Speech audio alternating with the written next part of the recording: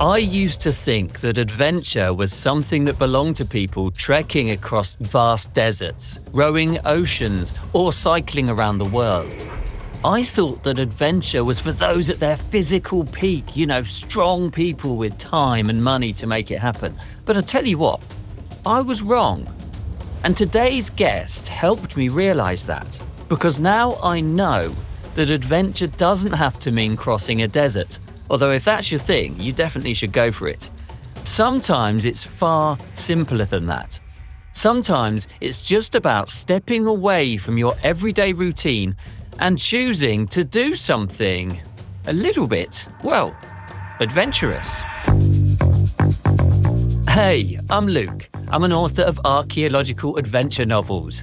I travel the world looking for stories to put into my books and to share with you right here on the Adventure Story Podcast. Just quickly though, before we dive in, put the brakes on that for a second. Most podcasts grow through recommendations, so please share this with any adventure lovers in your life. It would help me so much. Right, let's get going. Alistair Humphreys, who joins me today, is the one who changed my mind. Yes, he's done the big things. He cycled around the world. He rowed across the ocean. He trekked across some of the harshest landscapes on Earth. But it wasn't those epic journeys of his that shifted my thinking. It was hearing him talk about having an adventure within a few miles of home. That, for me, was the moment the word began to feel really different. So, I've invited him today right here onto the Adventure Story Podcast to see if he can change your mind too. Alistair, welcome to the Adventure Story Podcast. Thank you for having me. Oh, it's brilliant to have this conversation. It really is. So tell me, is it true that adventure doesn't have to be this big, grand thing? Yes. End of podcast. Great to have you on. Well, many years ago, I would have been reluctant to say that because I first got into adventure through reading about expeditions, the great explorers in history, and the crazy, crazy stuff that they did. And when I started to do adventure myself, it was driven by a sort of slightly weird, macho, masochistic, chip on my shoulder desire to go further, faster, higher, all that sort of extreme stuff. And I think all that is, of course, very valid for a definition of adventure. But over time, my approach has broadened and softened and I think actually got more nuanced and more interesting to now be much more along the lines of, you can find adventure wherever you choose to do so. And then it's more about a mindset of curiosity and a willingness to try new things and go to new places. They don't have to be far away, but it's just a curiosity and an enthusiasm is far more important than getting a visa to go climb a big mountain in Nepal, for example. I love that. And I love the idea that it sort of democratizes it too. There can often be, and I put myself in this, I didn't want to row across an ocean, so adventure's not for me, right? And you're sort of shifting that on its head and saying that sort of adventure's not for you, but all these other sorts of adventures might be. Yeah, very much so. So I think there's a lot of barriers in the way for adventures in life, not least of all the tediousness of real life getting in the way, a lack of time, a lack of money, blah, blah, blah. We've all got many barriers stopping us doing adventures, some far more than others. And what I've been trying to encourage with the idea of adventures and then smaller adventures, which I call micro adventures, is to not focus so much on the obstacles that stop you having adventures or that put you off, but rather to look at the positive things, the opportunities and the things that do excite you. So in this instance, you don't want to row an ocean. Very sensible choice. So, but don't then just write off everything. Then ask yourself, what do I want to do? What feels like an adventure to me? It doesn't have to be a measured thing. Just because it's too easy for Bear Grylls doesn't mean that it's not relevant for the rest of us, for example. No, I get that. Do you think this is sort of a symptom of modern life, that sort of things are a bit more comfortable now, right? So 100 years ago, 200 years ago or whatever, the adventurers adventured for a reason, right? They were discovering things, they were getting stuff, they were doing things. Nowadays, does it seem like a frivolous thing? Is there some frivolity in the idea that you're doing it for yourself rather than for any sort of great human necessity, I suppose? Oh gosh, this is more like a PhD thesis, I think, because I think this then goes to a little bit of unpacking what the word adventurer means. Are we talking about an explorer who is discovering things for the great benefit of humanity and science? Or are we talking about someone who goes off to some land and exploits it and steals all their stuff? There's been plenty of that within the explorer world. But both of those people, I suppose, are doing some sort of work for better or for ill. And then you come on to more recent times. Now people have a little bit of spare time, enough to therefore have hobbies like, I'd like to go and climb a mountain for fun. And that moves us on to a sort of more modern era of what adventure might be about, where it's a thing that we choose to do.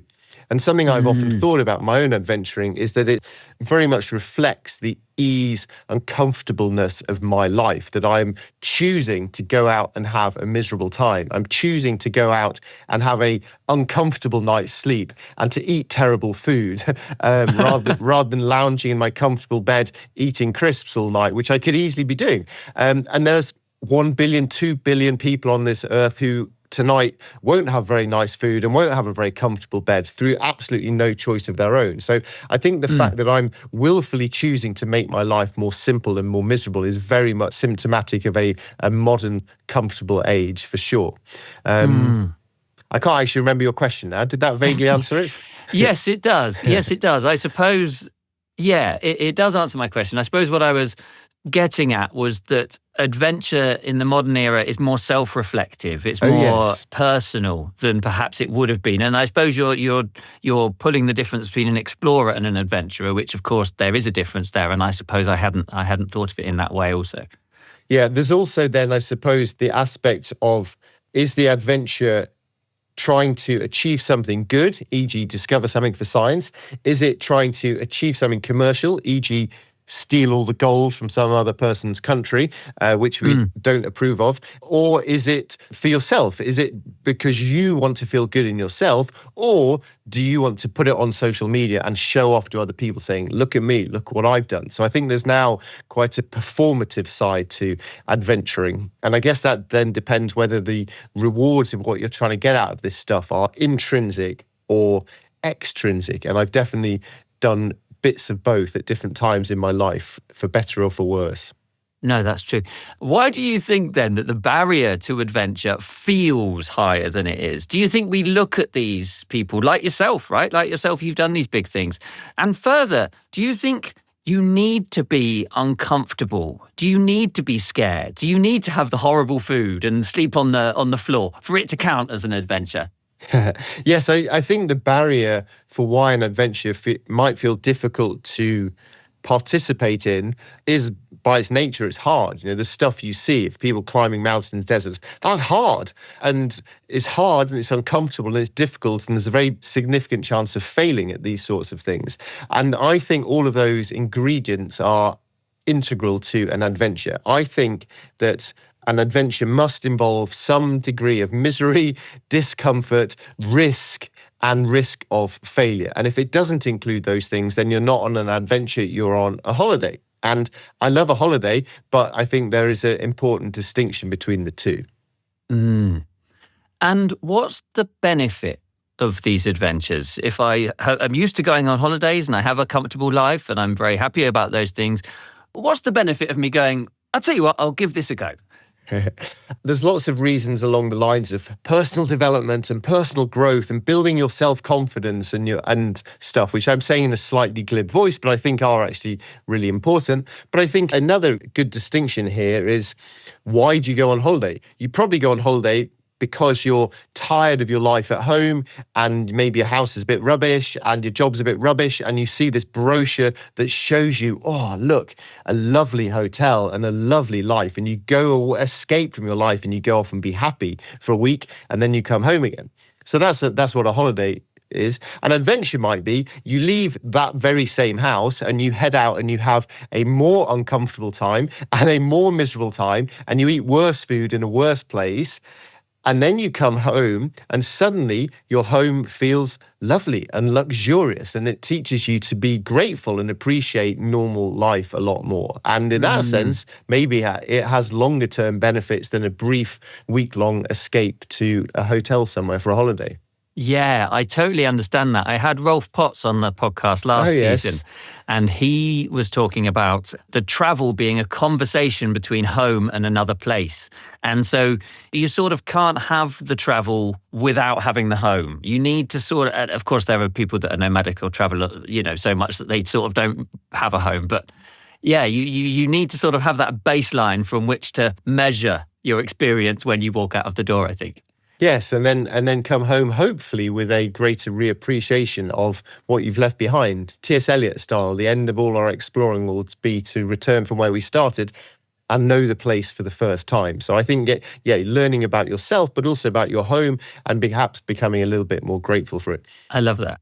It's sort of along the lines of one of the greatest and wisest books of all time, which is A Squash and a Squeeze by Julia Donaldson, which anyone who owns a child under the age of 5 is probably quite familiar with, and is a book that's taught me a huge amount in life. I think about it a lot, A Squash and a Squeeze. For those who don't know the plot, a lady lives in a house and she's quite fed up with it because it's small and rubbishy, and she says, it's a squash and a squeeze. And this wise old man comes along to help, and in order to help, he gradually just piles more and more animals into her home until it's total chaos. And she's like, how is this helping me? My house is a squash and a squeeze. And then he takes them all away, and suddenly the house is empty and feels spacious and wonderful, and she has a reappreciation of what she had in the first place. Oh, that's fantastic. I like that. It's sort of the hero's journey, but involving animals and a Yeah, Julia Donaldson does the hero's journey. That's got to be a commercial triumph. It absolutely has. It absolutely has. So I want to sort of circle back to your previous adventures, and they were numerous and clearly very scary and clearly very grueling in places.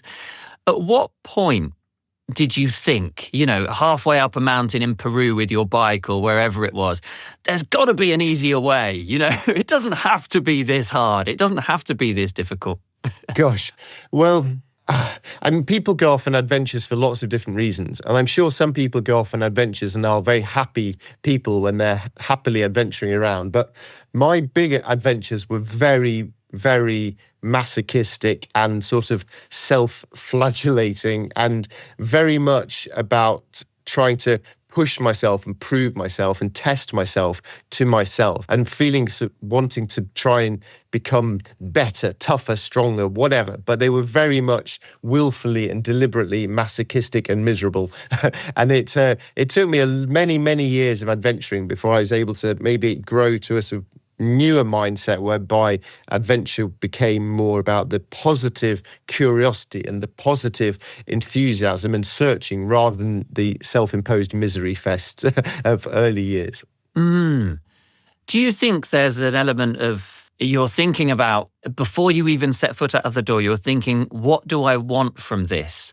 And as such, what do I need to do to get that? If I want to change my environment, I don't need to go as far as wherever, right? I could go to the next town, to a different coffee shop, to a different supermarket, right? If I want a change of environment, I don't need to go as far as perhaps I thought I did initially. Yes, I guess that's true geographically in terms of going places, but also in terms of the aims of things. And when you set off out on an adventure, normally it's a sort of A to B type journey. I want to go from A to B, and if I get to B, then the whole thing has been a success. But that's a very simplistic approach. And I think it's quite an important approach, because if I don't have a destination to be heading towards, then I'm quite a lazy person, and I'll just sit down under a tree and read a book and drink a cup of tea. So I need to have that goal to work towards. But actually, the real rewards of the journey and the real successes and the real learnings, they tend to come unexpectedly and often belatedly, and I don't think you can plan or predict those before you set off. You can say, I'm going to go cycle to South Africa, and if you make it on your bicycle to Cape Town, in one sense that's a success, but you won't be able to predict right now, before you set off, all the other challenges and successes and things that might unfold along the way. I think you're absolutely right, because there's an element, I think, of over planning. And I wanted to ask you that. You sort of have now these off the peg adventures, don't you? Trek wherever, walk wherever. The guide will meet you in this place and take you to this place. Do you think that that is sort of making it a consumer product, making adventure, making an adventure a one size fits all thing that you can buy with your Amex and be on the plane within 28 days and off you go, Yeah, first of all, I would say that whatever it takes to help you overcome whatever doubts and nervousness or inertia you might have in order to get out the door and begin that adventure is a good thing. And if for you, in order to have an adventure, you feel you need to have had it scheduled out by the guide, and you'll go and hopefully you will have an adventurous and transformative experience, then great. However, my own experience from adventuring would say that the less you plan, the less you predict, the less you research even, the less you know, the more you open yourself up to serendipity and surprises and, yes, disasters and delays, then the better the adventure is. So what I try and do now is that I have an approach I think of as pragmatic recklessness. So I do enough planning so that I hopefully won't die. I do enough planning so that things will be able to progress. So, for example, I get the visas for country A, B, and C. I try and be sort of sensible. I get the vaccinations for country A, B, C. But beyond that, I try and dare myself to do no more planning. I try and dare myself to do the least amount of planning so that when I head into countries A, B, C, I don't know where I'm going to sleep. I don't know what's going to happen. I don't know what it will be like. And then the adventure unfolds from that. If that sounds too scary to you, then add another little step into it, but try not to add all the steps. Do you worry, though, with that approach that you'll miss something? For example, you could walk 2 miles past the pyramids of Giza, not knowing they're there, and have missed, this wonder of the world that you might have liked to have seen. Absolutely, 100%. I cycled around the world for 4 years with no guidebooks and paper maps. Without a doubt, I missed gems of restaurants and museums, without a doubt. But equally, I saw XYZ. I met Bob and Jeff and Mohammed and who knows else, who were funky, cool, interesting, great, surprising things. So yes, by not planning, I definitely miss out on some highlights, but I also open myself up to surprises and serendipity, and I'm willing to go for that trade-off. Yeah, no, I totally understand that, and that's right. And sometimes it's those little moments. In fact, have you got an example for you where things just went beautifully? You walked into this town and you'd never heard of it before, and you were invited to some stranger's wedding and ended up dancing at whatever. I'm just making this up. Well, no, those things are part and parcel of all good travel books, aren't they? And the reason that they're in all good travel books is because they're so surprising and joyous and so much more exciting than having pre-scheduled books at that 5-star restaurant that you've heard about on TikTok. So, another reason they're in all these books is because they happen all the time. If you can just dare yourself to just go with curiosity and openness, then stuff just happens galore. And it doesn't even have to be big stuff. So here's a tiny, tiny example that just popped into my head when you said that. One adventure I did, and this was the adventure actually that turned me from being a sort of masochist into someone who is more positive and open about my thinking about adventure. But I spent a month walking through Spain playing the violin incredibly badly in the footsteps of a book by Laurie Lee. And I had no money at all. I had to just busk, and whatever money I got, I could spend on food. But I'm incredibly bad, so I was really, really not going to eat very well. And one day I set up my little violin thing in this little town and started playing, and then a big bus turned up, and it was a tourist bus in a fairly small sort of, I don't even know what they were there for in the town, but all these tourists trooped off, ignored me going, because I sounded so bad. 2 hours later, when they returned from whatever museum or something, I was still soaring like, Maybe they'd had a glass of vino or two by then. People were more generous. I received in my violin pot 20 euros, which was by a factor of 10 times more than I normally got in a day. This was riches beyond my wildest dreams. 20 euros. No man needs 20 euros. And I had a rule to myself on this trip that whenever I got money, I had to spend it all. So I wasn't allowed to hoard it for a safety net. I had to spend it all so that tomorrow I'd be back to being skint and have to start again. So that meant now I had 20 euros to spend. I remember I bought ice cream. Oh, I was like the king of the world. That was joy galore. I'm in my pocket now. I've got £20. It's not a great big deal to me now, but 20 euros of surprise and serendipity and ice cream. Oh, that will live with me forever. That's wonderful, isn't it? And it reframes that, as you've said. On a normal day, that's nothing, is it? That's a half a bag of groceries or something at the shop. But on that day, as you say, it was such a wonderful experience. I love that. So just to sort of bring us to the end of our conversation, can you give me a small idea for someone who's listening who still isn't quite with us on this yet? One small idea they could try in the next week that would be adventurous in their place, wherever they live. There's not a barrier to entry, something they could do to just try it, to just give this a try, an experiment.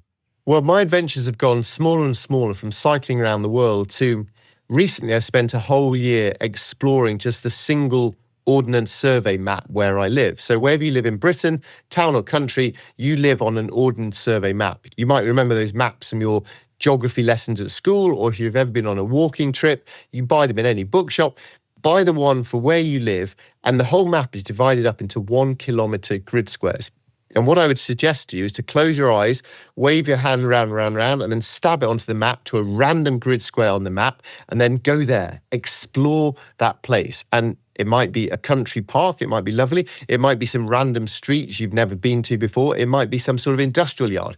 But go there with an open mind of curiosity and enthusiasm, and bear in mind that if you see something you've never seen before, then you're being an explorer. You're having an adventure every bit as much as if you got on an aeroplane and flew 8 hours around the world. So get a local map, find somewhere you've never been before, and this is important, when you go off to some country, everything is interesting, isn't it? You're like, wow, look, God, everything's interesting. It's fascinating. And then you come back home and suddenly you become, everything's so boring. And we become very humdrum. So imagine someone had flown from the other side of the planet to your random little grid square in X town, wherever you happen to live. How astonished they would be. And try and treat your little local area with that open-minded astonishment. And then you can be an explorer wherever you happen to live. I absolutely love that. And I think that's brilliant advice.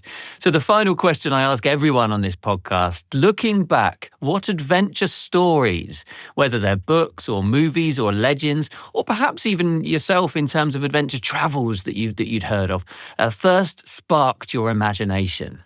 Well, reading adventure books was definitely what got me into the whole world of traveling and discovery. And actually, here's me weaving in a quick plug. I wrote a children's book a few years ago called Great Adventurers, which I really enjoyed doing because it was my chance to just showcase all of these people who very directly influenced and inspired me, from the extreme hardcore sort of end of expeditions like Ranulph Fiennes down to Laurie Lee, who I mentioned earlier, who walked through Spain drinking wine and playing his violin and having a lovely time. That very much inspired me too. Or Dervla Murphy, a tough Irish woman who loves drinking Guinness, who cycled from Ireland to India back in the 60s. So yeah, reading those sort of books was very much my gateway towards going to do them by myself. That's fantastic. Alistair, this has been such a lovely conversation. Thank you for making the time to join me on the podcast today. Thank you, Luke. I've enjoyed it. Where can people find you and your books? Gosh, I've wasted far too much of my life making sure I can be found anywhere on the internet. So if you look up Alistair Humphreys, wherever you waste time on the internet, you will find me lurking there. And I've written a bunch of books and I do some email newsletters and I've got a podcast too. Wonderful. Thank you so much. Thank you, Luke. This is the Adventure Story Podcast. Thank you so much for hanging out with me today. If you've enjoyed the show, please subscribe, please like, and please share. It'll take you just seconds, but really helps me spread the word about this show. If you have a story you'd like me to explore, let me know in the comments or on the email, which is hello@lukerichardsonauthor.com. If you need more adventure in your life, and let's be honest, who doesn't, you might like the Adventure Society. This is my weekly newsletter, and it's your ticket to travel with me, to share my real-world adventures, and to find out when a new story or a new season of this podcast drops. Head to lukerichardsonauthor.com/Adventure Society to learn all about that. And of course, if you're a fan of adventure stories like the one we've talked about today, check out my books at lukerichardsonauthor.com. Bon voyage, enjoy the adventure, and I'll see you next time.